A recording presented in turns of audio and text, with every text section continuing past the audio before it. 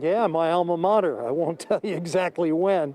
The Southington High football team was done with their practice about 45 minutes ago, but they're still working out the weights, absolutely disgusted by the roller coaster they and fellow football players across the state have been placed on over the last month. But they say, we are just controlling what we can, and that is focusing one day at a time, moving forward. But bottom line is CIAC and DPH, they can't seem to come to an agreement. The CIAC and Department of Public Health said they had an excellent meeting today, during which the CIAC brought forth some ideas to mitigate the potential spread of COVID-19. We talked today about some ideas for face shields, for face masks.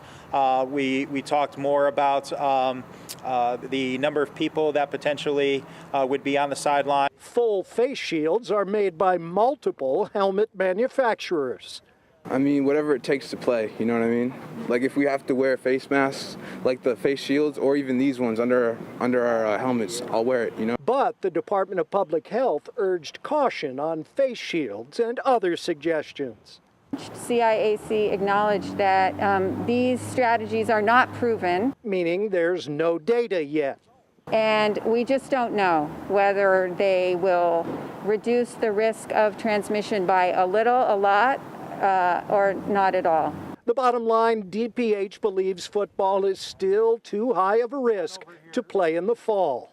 I think it's a little ridiculous just because, like, in the United States alone, there's been hundreds of games of high school football so far, and nothing's come out of it, like no more cases. I think we're just looking for them to come together on some type of conclusion for these young men and looking at putting the consistencies and what's being allowed throughout the state in line with our football season.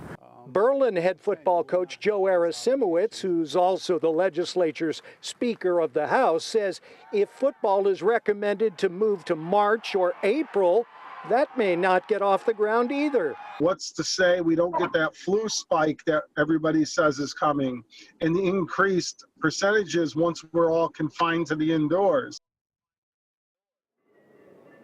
And then, of course, in March or April, you can always deal with cold weather, snow, having to scrape off fields. So nothing is guaranteed. And with this uncertainty, the CIAC and coaches across the state acknowledge that there are club football teams that are starting to pop up because there are kids who are really relying on an opportunity to play football in college as a way to pay for college. So because of the uncertainty here, those types of teams are starting to form.